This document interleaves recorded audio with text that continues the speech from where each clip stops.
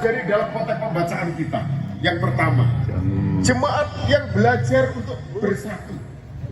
Dalam Kisah Para Rasul 4 ini dikatakan ini bahwa lagi jemaat khotbah belajar bersatu. Pak Pendeta Yohanes Eko Prasetyo, Ketua Sinode. Karena dalam konteks sejarah Jadi mereka sekarang posisi di sini nih, nah ini.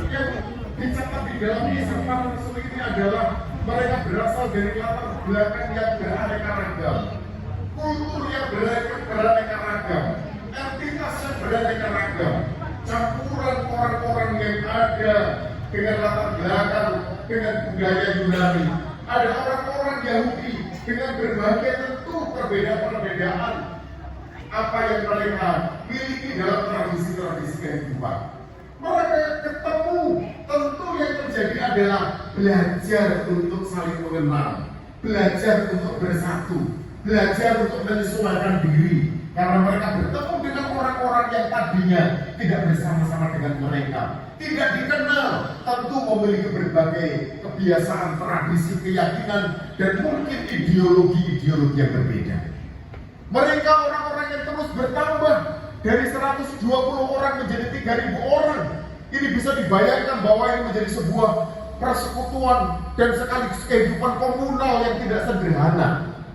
Kita yang mengatur jemaat, di setiap jemaat kita yang mungkin jumlahnya tidak sampai 500 atau mungkin kurang dari 1.000, atau kalau ada jemaat yang anggota jemaatnya lebih dari 1.000, di GKSBS itu hanya beberapa jemaat. Tentu mengatur kehidupan 3.000 orang yang baru bertemu dengan latar belakang berbagai macam budaya, ini tidak mudah. Maka yang mereka lakukan adalah belajar untuk bersatu. Pastinya perlu waktu lebih banyak untuk mereka bisa menemukan chemistry. Mereka kemudian bisa memiliki panggilan bersama. Tentu mereka butuh waktu untuk membuktikannya. Mereka yang pertama belajar untuk bersatu. Yang kedua, mereka mempertahankan persatuan. Setelah belajar bersatu, mereka kemudian mempertahankan bagaimana kesatuan yang mereka bangun ini tentu harus dipertahankan. Bukan dalam jangka waktu tertentu, tetapi untuk jangka waktu yang panjang. Tentu mereka harus punya visi tentang bagaimana hidup bersama itu untuk masa depan mereka dan juga masa depan kebersamaan mereka. Dalam Kisah Para Rasul 4 ayat 32 sampai 37 kalau kita membaca secara lengkap, jemaat mula-mula sudah semakin dewasa dan mempertahankan persekutuan. Dalam keadaan tertekan dan terancam sekalipun, mereka malah makin bersungguh-sungguh dalam iman. Mereka bersama-sama berseru dan berdoa kepada Allah untuk melindungi dan menjaga mereka dari segala ancaman. Pada akhirnya karena kesatuan hati mereka, Allah bertindak. Roh Kudus memenuhi semua orang-orang yang beriman ini, dan mereka pun memberitakan firman Allah dengan berani. Tanpa adanya visi kesatuan, tanpa adanya sesuatu yang mereka pandang sebagai sebuah panggilan kebersamaan, mereka tidak bisa menjadi gereja yang teguh. Dan yang ketiga, mereka menjaga persatuan yang terikat dengan Kristus. Persatuannya bukan diikat oleh banyak entitas, budaya, kultur, atau kemudian mereka menemukan nilai-nilai baru. Bukan itu yang menyatukan mereka. Oleh karena semua itu bisa bergeser, semua itu bisa berubah, tetapi ada yang mempersatukan mereka, yang melekatkan mereka, yang mengikat mereka, yang ini tidak bisa kemudian luntur oleh situasi dan waktu, yaitu mereka dipersatukan, terikat dengan Kristus. Kebersamaan dan persatuan jemaat mula-mula ini didasari oleh pemikiran bahwa milik mereka adalah milik Tuhan. Artinya segala apa yang mereka miliki harus kembali kepada asalnya, yaitu Kristus sendiri. Mereka tidak terikat dengan harta pribadi mereka, tidak mementingkan diri mereka sendiri, dan sebaliknya mereka menyerahkan segala milik mereka kepada Allah. Milik kepunyaan mereka adalah kepunyaan bersama. Mereka saling memberi dan menerima di dalam Kristus. Bapak dan saudara-saudara dikasihi Tuhan, menjadi gereja yang teguh digambarkan oleh kondisi dan situasi jemaat mula-mula. Tentu ini menjadi impian kita, menjadi refleksi bagi kita yang kemudian bertanya, apakah hari ini gereja-gereja kita sudah menuju kepada gambaran jemaat gereja yang baru. Di bawah terang tema Sinode GKSBS menjadi gereja yang mandiri dan terbuka. Tentu kita dipersatukan dengan panggilan dan visi di tanah Sumatera bagian selatan ini. Bagaimana kita kemudian menjadi gereja yang mandiri? Tentu menjadi gereja yang kelak kita akan semakin memiliki kemampuan untuk mengelola sekaligus bertahan dan mengembangkan pelayanan kita yang berasal dari kemampuan-kemampuan kita, potensi-potensi kita, aset-aset kita. Tentu ini menjadi cita-cita bersama bahwa kita menuju kepada kemandirian gereja yang utuh. Tentu aspek kemandirian teologis, aspek kemandirian sumber daya, dan sekaligus aspek kemandirian finansial ini yang sering didengungkan. Ketiga hal yang terus diperjuangkan untuk menjadi gereja yang mandiri. Tetapi bagaimana kita menjadi gereja yang terbuka, bahwa konteks kehidupan gereja dan umat beriman di Indonesia, di Sumatera bagian selatan, bahkan dunia terus mengalami perubahan yang kadang-kadang bukan hanya mengagetkan kita, bahkan kita tergopoh-gopoh ketika kemudian perubahan itu ternyata tidak diantisipasi oleh kita yang diberi hikmat oleh Tuhan. Perubahan-perubahan pada masa pandemi ternyata membuat kita gereja harus berpikir cepat dari kecepatan yang biasanya. Kita yang biasa ibadah secara sederhana dengan ritual-ritual ibadah yang terstruktur sedemikian pada masa pandemi, cara-cara itu harus kemudian dikelola dengan cara-cara yang berbeda. Gereja-gereja yang tidak pernah membuat ibadah online kemudian harus mengupayakan berbagai fasilitas peralatan dan sebagainya.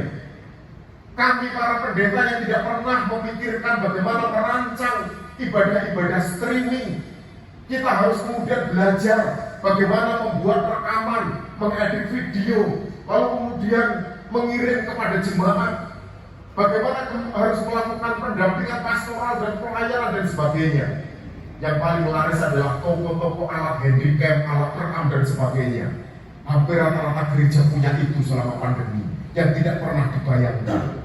Sekarang pendeta rata-rata bisa membuat video, rata-rata pendeta bisa mengedit video, walaupun dengan cara-cara yang sederhana, yang dulu tidak pernah. Majelis gereja dituntut demikian. Perkembangan zaman oleh karena pandemi, kita tidak mengantisipasi bahwa masa pandemi masih terus berlangsung perubahan. Ada perubahan iklim yang tidak kita sangka. Bagaimana kemudian bukan hanya kita, bangsa kita tergopoh-gopoh ketika kemudian ada El Nino yang kemudian tidak diantisipasi. Harga barang-barang melonjak, tetapi di sisi lain banyak petani-petani yang harusnya menghasilkan bahan pangan justru sekarang kesulitan pangan. Berjemaat kita, berklasis kita, dan bersumberdos kita, bersinode kita harus kita terus taat. GKSBS untuk menjadi salah satu sinode yang kemudian nanti setara tentu harapannya dengan sinode-sinode yang lain. Sumber daya kita tidak kalah mumpuni, sumber daya alam kita tidak kalah mumpuni, tetapi ada bagian-bagian yang harus kita tata. Pergumulan-pergumulan kita harus kita tata. Tentu ini upaya kebersamaan kita. Suatu saat kita akan diuji apakah kita menjadi gereja yang teguh atau tidak. Pengalaman-pengalaman Bapak Ibu kemarin ketika beberapa kali saya menghadiri proses-proses pemerintahan, meditasi di klasis umum, menggambarkan gambaran-gambaran yang menurut saya masih ada hal yang memang perlu diterapkan bagi kita. Bagaimana jemaat-jemaat merasa memiliki bahwa ketika yang meditasi di sebelah, ternyata teman-teman yang lain di GKSBS Bengkulu dan GKSBS yang ada di jemaat-jemaat lain merasa bahwa sebelah bukan hanya milik mereka sendiri, tapi sebelah itu milik kita. Maka kita yang kemarin ke Bengkulu sangat-sangat dilayani luar biasa. Bagaimana kita terasi di Bengkulu kota, kita dilayani luar biasa. Bahkan kalau zamannya Pak Pendeta Kristio masih memimpin sinode dulu. Ada juga misalkan di Transulon, di sana ada Pak Kardi yang rumahnya menjadi tempat transitnya para pendeta yang kelelahan hanya untuk sekedar minum kopi. Kita mampir dari jalan lintas barat sekitar 4 kilo ke dalam. Mereka sangat terbuka dan sangat senang kalau kita mampir, kopi, makan, minum. Tentu ini adalah gambaran-gambaran kesatuan, gambaran kebersamaan yang indah.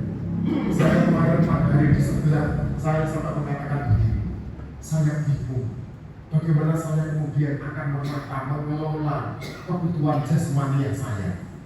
Saking banyaknya makanan yang melimpah, serasa tidak ada tempat untuk berketuhan itu ditampung oleh tubuh saya. Saya sempat mengatakan gini, untung saya selama di sebelah itu bukan gelegean. Saya takut kalau gelegean, karena berkat itu sudah sampai di sini. Setiap saat istirahat makan. Bahkan kalau Bapak Ibu kemarin sabar sampai terakhir, semuanya ada. BPK ada, sak-sak ada. Semuanya ada.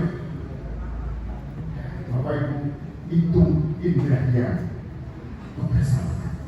Dan itu yang sudah kita tuju menjadi kita SBS yang bangga. Kiranya kita SBS di klasis Tanjung Karang akan berjuang menuju gambaran jiwa. PR kita adalah egoisme kita, perasaan kekitaan kita, perasaan keakuan kita. Tetapi kalau kemudian kita membuka bahwa inilah kita SBS, kita membuka kesempatan untuk bersama-sama. Tidak ada hal yang akan menghalangi kita. Jika SBS tidak akan tutup oleh karena kita tidak dibantu oleh simbah kita dari negeri Belanda. Walaupun pasca bantuan dari negeri Belanda terhenti, kita tergopok-gopok. Belum tahu caranya untuk memenuhi yang bantuan dari simbah itu sampai saat ini belum tergantikan. Tetapi kalau jiwa-jiwa bersatu padu dengan segala kekuatannya, bahwa yang kami miliki bukan milik kami sendiri, tetapi ini milik Tuhan. Dan kita memiliki panggilan untuk kebersamaan. Semoga gambaran jiwa tua ini akan menjadi cita-cita kita bersama.